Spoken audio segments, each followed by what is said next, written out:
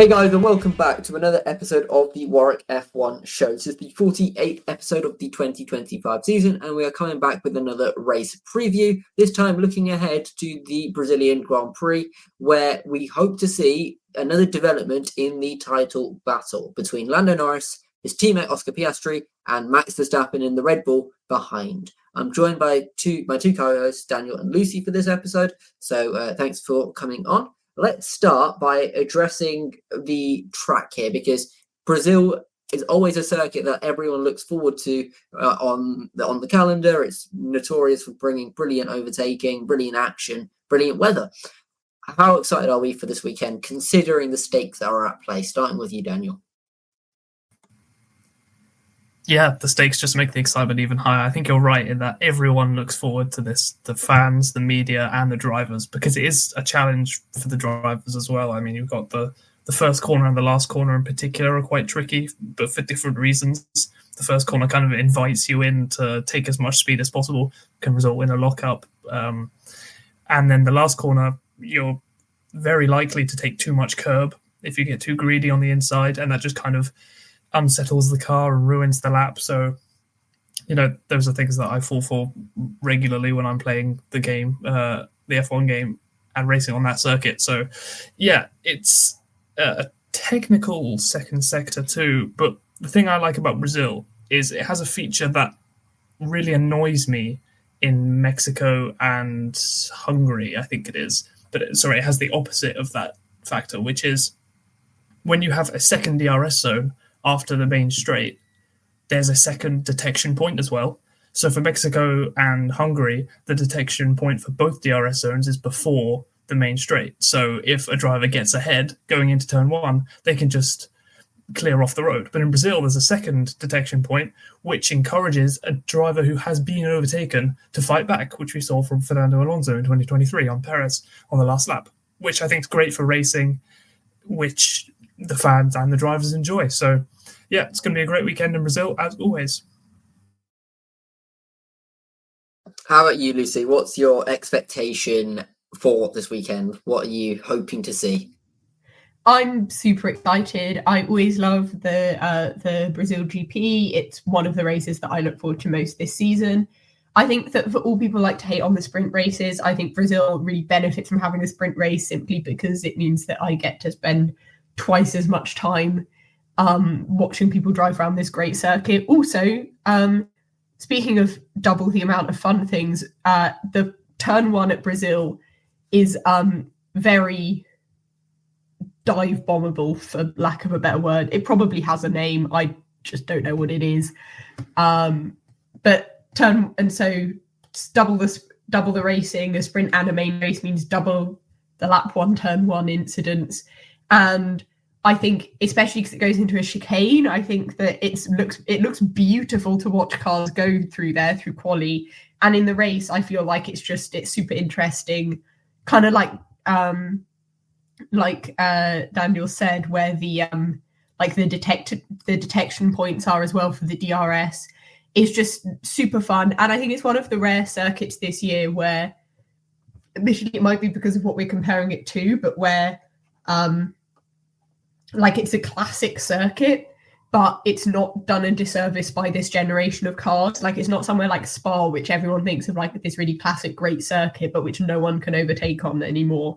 It feels like Brazil, we go in expecting a lot, and if it ever disappoints, it feels like it was just because of something that happened that weekend as opposed to because of anything fundamental. And I think especially the championship's so close, the constructors is so close for second. It's going to be raining. The midfield's midfielding. I'm just so excited. There's a hell of a lot of storylines and a hell of a lot of things that could potentially happen over the course of the next 3 days, I guess, particularly considering it's a sprint race. Now, sprint races generally get quite a lot of bad rep. I actually don't hate them, but I think this is a type of circuit which really does suit a sprint weekend. How do you think, Lucy, this affects what we're going to see? Well, I agree that sprint races also get too much hate. I will have to say, maybe I also quite like this Brazil sprint because it's at a very reasonable time of the day. But No, I think that obviously there's the implication in terms for general racing, which is that particularly because the weather's going to be quite variable, I think the fact there's only one free practice session on Friday, which is due to be dry when the rest of the weekend is due to either be raining during the session or like just before the session. So I think that's going to be massive in terms of what's going on. So in some ways that's less the sprint race and more what the sprint race means that we lose. But I think that so that'll add drama just in the sense of particularly with a lot of rookies on the grid. It's not a track that's on the F2 calendar. So for a lot of these drivers, I really think for all of the rookies this year, apart from Behrman because he subbed in here last year, from a lot of the drivers though, this will be their first or one of their first times at this circuit, which is always exciting. And yeah, I just think that it's going to be great. I think the sprint as well obviously has the championship implications, which I think we'll get to more later. But I think the fact that in a way it can basically mean that the championship could really get switched up before like a classical race weekend would have even happened. Like there's the possibility for what we had at the end of Mexico to be completely different when we go into full qualifying for the GP. And I just think that just adds a little element of drama. I think I'm getting too excited for someone who's not actually able to watch like the qualifying or the sprint or the qualifying live. So I may be living vicariously through my own ideas of what's going to happen. But I personally think the sprint works at Brazil because I think it feels like it just adds something as opposed to taking something away. Question to you here, Daniel, and which is building off Lucy's answer there, is do you firstly agree with what she's saying about how this race weekend fits as a sprint weekend with the track? But also, do you think there is more jeopardy involved considering the fact that the weather might also play a part?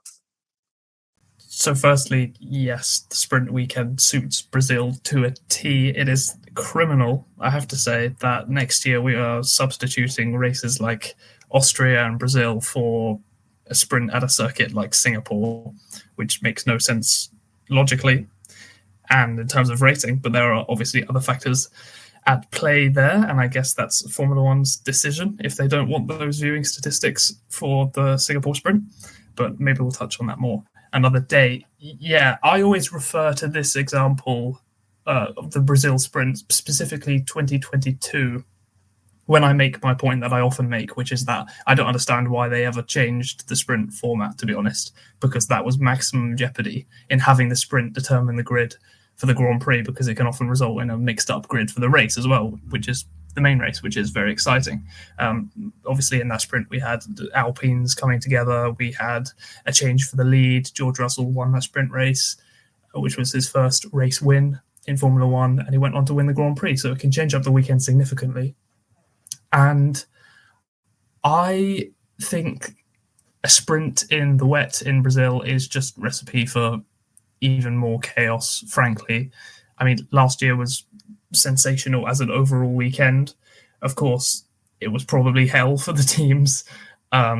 Recently in the society, we had an industry talk from a couple of Red Bull team personnel. We had Ian Brunton, who was a software engineer, and Tom Hart, Verstappen's performance engineer, and they just spoke about the challenges of a sprint weekend, mostly in the short turnaround that you have between FP1 and sprint qualifying to dig into the data and find how to maximize the car. But I imagine that was even more of a challenge last year on Sunday, when they only had a few hours between Grand Prix qualifying and the Grand Prix itself. And those are the kind of unexpected variables that rain could throw up in a weekend. Delayed sessions or sessions moved to the next day are very rare. I think the last time before that was Japan 2019. But, there are other factors that can come in as well. We had a Kevin Magnussen pole position here in 2022, courtesy of rain. There's just so many factors, and it could just pop up out of nowhere. I think it was Verstappen's storm lap that was viral on all social medias a few years back, maybe 2023, because it's just cinema when it rains in Brazil. It's just a fact. Exactly. It's you do get. I think this is ultimately the recipe for an upset result, like we had last year with Alpine. Although I don't know how much faith we have in Alpine to redo that kind of experience and redo that achievement. But my question is going to be moving on to the kind of championships, the playing field at the moment, at the top end of the championship, because we have a 1 point gap between the two McLarens. And over the course of this week, Zach Brown and Andrea Stella did an interview where they made it very clear that there is not going to be any preferential treatment over the course of the next few races until the season end, and that they would much rather be playing on the offense rather than playing defense against Max Verstappen. Now, when you hear those words, Lucy, how do you take that? Is that confidence for you? Is that a kind of concern about them playing this too safe? Or what's your opinion on that type of statement, and what do you expect to see in terms of team strategy at McLaren? I definitely don't see it being a case of them playing it too safe. If anything, I think they're trying to give the impression that it's the opposite. I don't, to be honest, think that it's a giant departure from what they've been doing before. I can't see immediately a lot of practical change that will be implemented. Of course, they're not going to favour one driver over the other. They're 1 point apart in the championship. I think that's the sort of thing where even if you tried to, you just wouldn't be able to. Even if McLaren decided we're backing Norris, and exclusively Norris all the way to the championship now, it's such a small gap that all it would take is for, Piastri to have a slightly better qualifying than Norris for the sprint even, and then all of a sudden they're back on equal points again. To be honest, that's one of the reasons why I think the sprint is going to be so exciting, because the championship gap's so small. To Verstappen as well, because if Verstappen has a really good sprint, then it could keep putting the McLarens under pressure that they've not really alleviated, but they've very slightly alleviated from Mexico last weekend. But it would immediately put them back under pressure. Whereas if Piastri finishes ahead of Norris in the sprint, then they're back on, I'm assuming they only finish one position apart and they're back on equal points.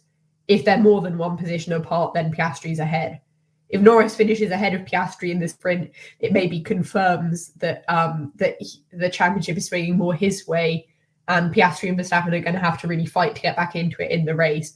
So I don't see this being a particular mindset change from McLaren. I think that any team in their position is going to be all kind of would feel the need to say, we're going to be keeping offensive in this championship battle. We're not just going to chill out because we've won the constructors now. So I'm kind of not surprised that they're saying that. I may have maybe read too surface level into it, but Daniel, do you think that's probably the case?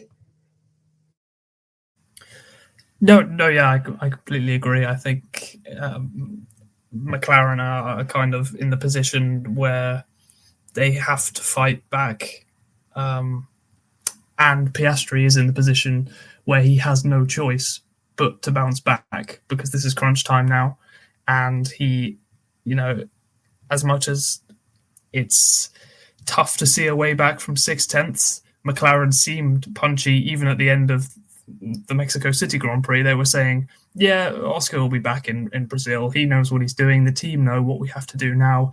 There were flashes of his old pace during the race, and he's going to be back fighting strong again. So they don't have much of a pessimistic approach, it seems, in McLaren. They're definitely going full guns blazing, but so should Max. So, who comes out on top in that one, we'll wait and see. That is ultimately Max Verstappen's outlook on racing, isn't it? It is pedal to the metal, all guns blazing, leave nothing left in the gas tank, I guess. Let's talk about what we expect between the McLaren versus Red Bull, because we've got wet weather, which means the actual car raw performances will not matter as much as potentially on a dry weekend. So do you think that will bring Red Bull more into play here, or do we think this will mean that it's this will mean, how would I word this? I guess, do we expect this to be very even between the two teams, or do we think there will be a clear upper hand with one of these two constructors? I think it completely depends, to be honest. It's so close between all the cars at some circuits, and then at others it's just completely wide open, and it seems like there doesn't seem to be a whole lot of similarities between those tracks where they're strong and differences where they're not. It's just kind of a case of tyre preparation in qualifying is crucial and getting into the clean air. So, from that perspective, I think McLaren have probably a slight advantage in terms of how they work their tyres. But it's anyone's game, really, especially if it's wet, then that changes completely, and Max's approach could become a lot more preferential in that respect. I guess, Lucy, we've seen Verstappen pull out brilliant races in the wet, not as recently as last year here at Brazil, incidentally.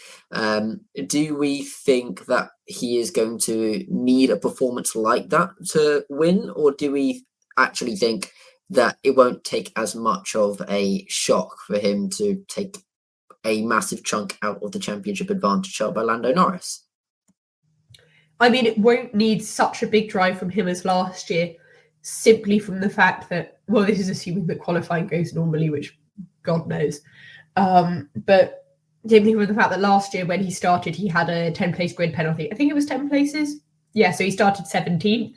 Whereas I think under normal circumstances, we wouldn't expect him to be starting that far back. Had he not had that grid place penalty last year, he would have started 7th, which I feel even with the kind of general chaos of qualifying, I think is probably unlikely this year. But also, even if that were to happen, I think that he could definitely climb his way back up from that. If anything, I think that's the sort of thing where, because the cars are, especially, I'm thinking the Red Bull and McLaren particularly, but also, we saw it last week with like the Haas and the Ferraris. The cars are quite bunched together at the moment in terms of car performance. So if anything, I feel like it would be harder for Verstappen to have a charge through the field if it's a dry race than if it's a wet race. So he'll be hoping that it chucks it down if he has a bad quali. But I don't suspect that he will. So I think we can never count him out. But also I think don't expect a performance like last year, if only for the reason that I think it's unlikely we'll be in a scenario where he'd need one. That's very true. I think the one last year was pretty incredible. So even having an expectation to see something like that again would be pretty unlikely. Now, in terms of what we think about Piastri here, because he has come off pretty poor form, he's had a week though between races, and he now doesn't have the pressure of being the leader in the championship, which ultimately does play a role, regardless of what you think of it, or if you think it's overstated. The fact that you are the leading horse in the race can get in your head. You can get in your own head mentally about it. Do we think that he will be able to recover from two tracks, which even looking historically, he hasn't performed very well at? Brazil should be a different story though, Daniel, right? I don't know. It was really a weekend of two halves for Piastri last year, especially. He was leading the sprint race, of course, until he decided to give the win to Norris for his championship chances, which were then obliterated the very next day. And then he was leading, so that was obviously a good race for him. But then we came to the Grand Prix where he didn't seem to have really near the pace of Norris, even though Norris obviously made that big mistake at turn 1 at the restart, I think it was, when he went straight on. He still finished 2 positions ahead of Piastri at the flag, 13 seconds ahead on track, and Piastri got that penalty for causing a collision as well with another car at turn 1-2, I think it was. He spun someone around. So I'm not sure this is exactly a track where Piastri goes well at either, which doesn't bode very well for this weekend coming up. But it just does seem to be the trend at the end of the season, unfortunately, which I thought was going to be different coming into this year. I thought it was a new Oscar Piastri because he did seem very consistent for the first 2/3 of the season, and I'm not entirely sure where it's gone. So don't think he's going to be, at the sharp end by a mile. I think he's going to have made some progress. Firstly, from last year to this year, but also from last weekend to this weekend with that week break that you mentioned. So he's going to be fired up and ready to go because he can't let this go without a fight. Yeah, still within 1 point, but you're pretty pessimistic about his opportunity to recover. How about you, Lucy? Do you have a little bit more optimism, or do you side with Daniel's opinion here? To be honest, I think it's 50-50. I think that he did have a very strong sprint last time, obviously, and by extension, he had quite good sprint quali last time, which will be playing on his mind in a positive sense. And I think if anything, the race last year was such a mess that he kind of, like, the result from that shouldn't really be playing on his mind too much. Really, apart from just Max Verstappen's always a threat, which I think he was probably thinking anyway. I think I'd like to see him kind of get back some momentum, if only so that it can stay a really close championship fight till the end. So I'm hoping that he's turned it around at least a bit. At the very least, he's stopped his negative momentum, even if he has to build up some positive momentum again. But I don't know enough about whether he's made any particular changes to his driving style or anything. I know he spent a lot of time in the sim since Mexico. Other people have been doing stuff like getting engaged and things like that, and he's just been doing sim work. So he's clearly still kind of locked into the mindset of trying to win the championship, and it is only 1 point. Like, in some ways, he's right now getting all the benefits of having a championship lead without having a championship lead. Well, he's not getting the benefit of just being able to DNF everyone every race and win. But anyway, I don't know is the short answer. I mean, to be fair, like, ultimately, it's going to be hard to tell. I think this weekend does mean a lot for him. If he doesn't seem to make a step forward, I think the concerns and the alarm bells will have to be ringing for all of us. However, if he does show some degree of progress and some degree of pace, particularly on qualifying, because I think that's where he has lost out to his teammate, and particularly, that will be a good sign of things to come. Let's move on to just quickly addressing the midfield battle before we go into our prediction segment. Now, we always have a random midfield team that perform well. We had Haas last weekend. My question to you both, and I want justification from each of you, who is it going to be this time, particularly when considering the weather that will be at play?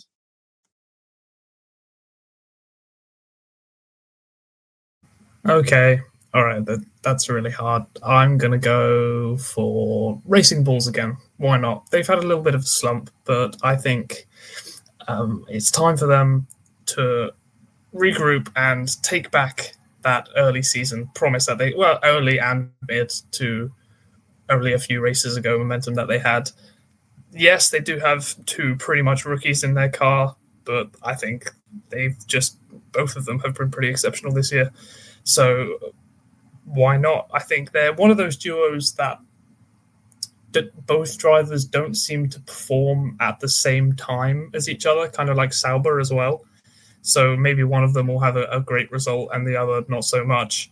But I'm expecting them to put that car into possibly a better window than they've been able to the past few races and just take it back to points contention. It wasn't that long ago when Hadjar was finishing in the top 8 very consistently, and that seems to have disappeared for that team. But maybe this is the weekend where they can kind of go back to that platform, that's very steady platform that they built. How about you, Lucy?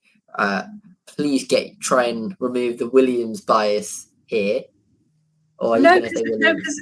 Because remember, I never say that Williams. I'd love to see Williams' beautiful, very nice special livery, which they've done some weird thing with writing on it, but really it's just they made their golf livery again, which I'm not mad about.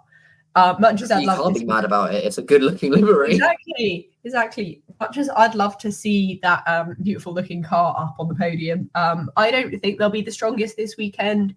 I could see Racing Bulls having a good weekend again. I think there's the question of who I think is going to, out of the midfield, is going to be the best performers and who I think is actually going to finish ahead, because I am expecting a bit of chaos. I'm going to go Sauber. I personally think that being at your home race makes you like 50% faster, so that would say Sauber's going to win. I mean, just before we move on, I think that the Kick Saubers will be the head of the midfield. No reason. We haven't seen them up and around in a bit, so why not guess them? Let's move on to predictions now. Daniel, do you want to kick us off? Yeah, I'll go for it. Okay. Sprint win. It's going to be Max Verstappen. He's going to close down the gap even more to the front of the championship. It's going to be hype after Saturday morning, and then it's going to change. Because I've put that Lando Norris is going to win the race. I feel like I have a trend where I just go for the most recent race winner as my P1 prediction for the next race, which I'm not going to deny it. I do more often than not, I think, but I just think it's a sensible call in this scenario, and I'd like some points. In second place, we're going back to mid-season vibes with a McLaren 1-2, because Oscar Piastri is going to come back to second place. And that was kind of my compromise of improvement, but not all the way.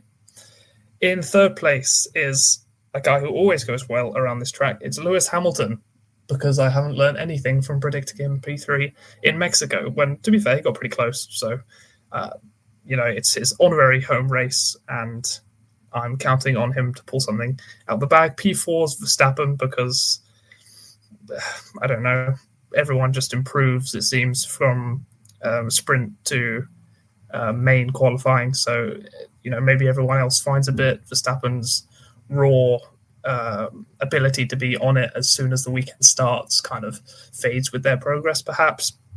And P5 is going to be Charles Leclerc, the other Ferrari driver. He's not going to end up, I think it was 2023, he put it in the wall on the formation lap, which was a failure on his car, of course, but it was still another painful time. Sorry to any Leclerc fans who I've just reminded of that. But that's my sprint winner top 5 predictions. I find it interesting that you put Verstappen in fourth, and I do understand your justification here.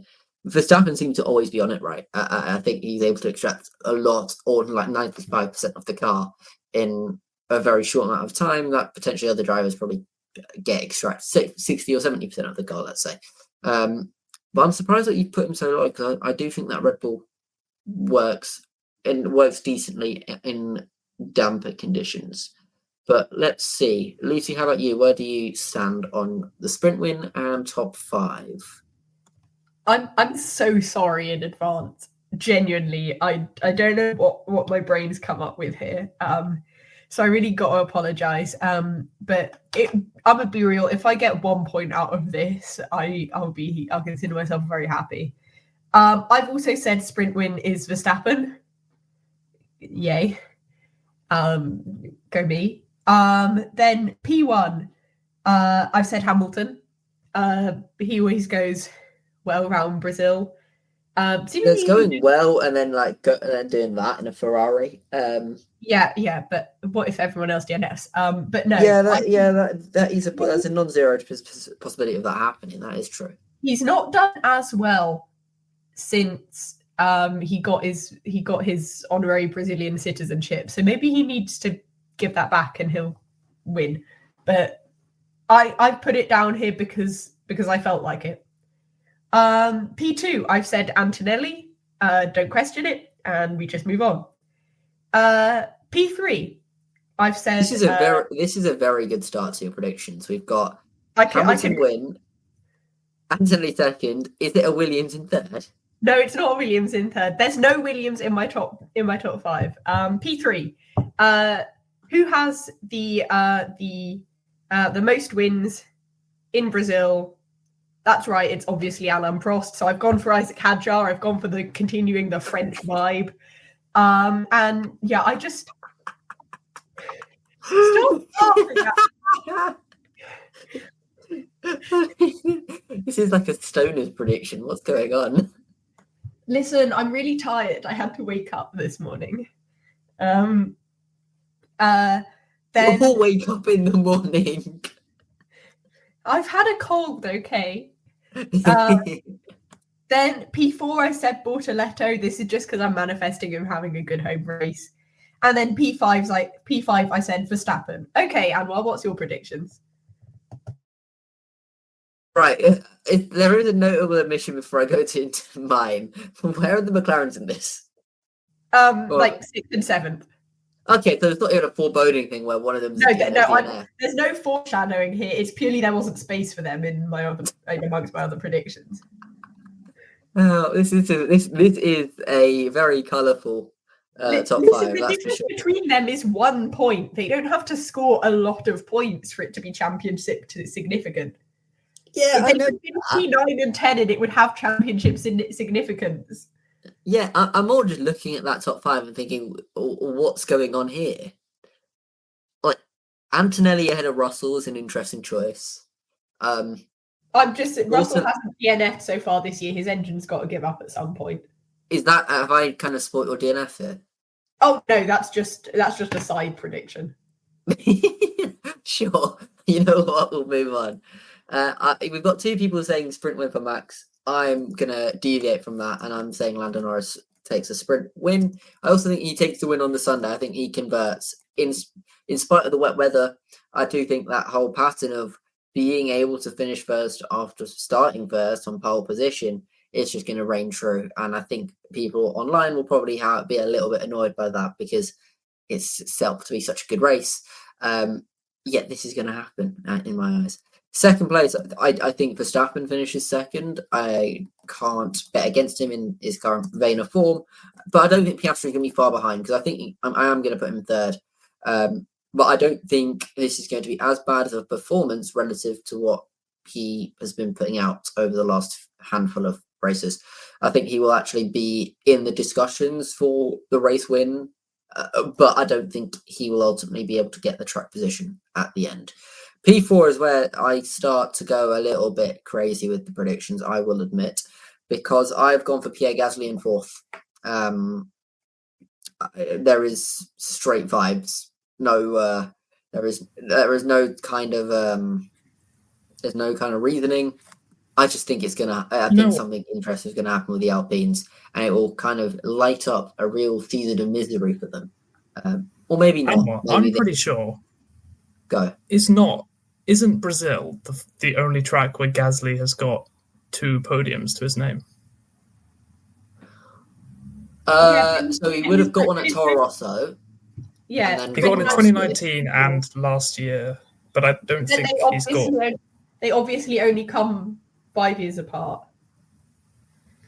Right, yeah, so I missed that. So I really should have gone 2029 predictions, right? Missed opportunities. We'll save it for next. We'll save it for 2029 then, shall we? And my P5, I've also gone for a Kick Sauber, but I've gone Nico Hülkenberg instead of Bortoletto, and that's a little bit of foreshadowing, I guess. Daniel, can you give me your DNF and random prediction then? Sure. DNF, apologies, Lucy. I've gone for Alex Albon simply because he hasn't completed a full Grand Prix lap in Brazil since 2022. He had a first corner tangle with Magnussen in 23 and then didn't even start last year because he totaled the car in qualifying.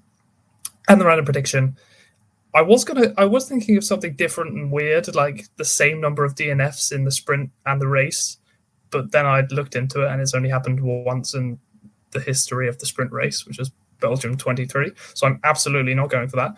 Instead, this kind of ties into Anwar's P4 prediction. I said Alpine top 10 finish, which isn't quite as bold as Anwar's Gasly P4. But like I said, it's a good track for Gasly.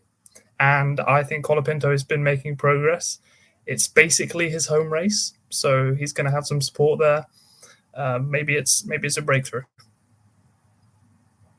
I mean, I still think it is random enough because Alpine have been absolutely poo this season. So I think them being in the points is a random prediction of itself. How about you, Lucy?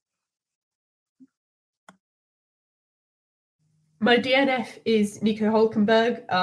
I used one of those little spin the wheel things, and it said Nico Hulkenberg. So, well, congratulations, Nico Hulkenberg, on your inevitable not DNFing. And my random prediction is someone starts the race on full wet tyres, which I think I may have slightly messed up because I don't think it's actually due to be raining when the race starts.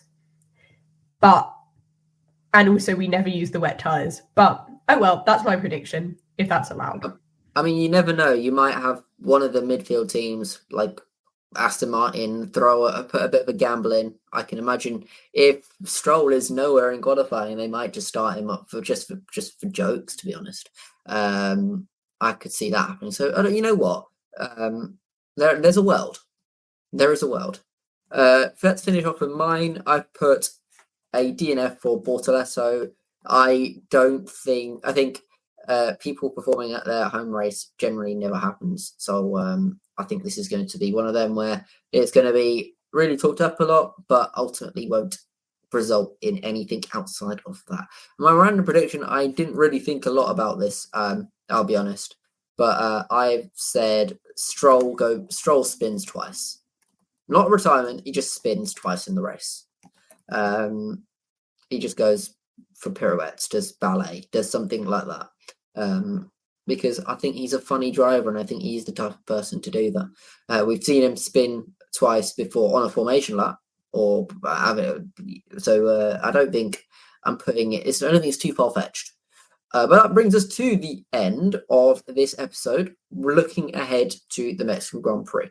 I've been your host, Anwar. I've been joined by Daniel and Lucy, so thank you very much for coming on. And we'll see you in the next episode at some point next week, back in the studio, where we will be unpacking the events of that Grand Prix and hopefully talking about a change or in the championship kind of run-in, I guess. So thank you very much for watching or listening from your seats at home, and we'll see you then. Goodbye.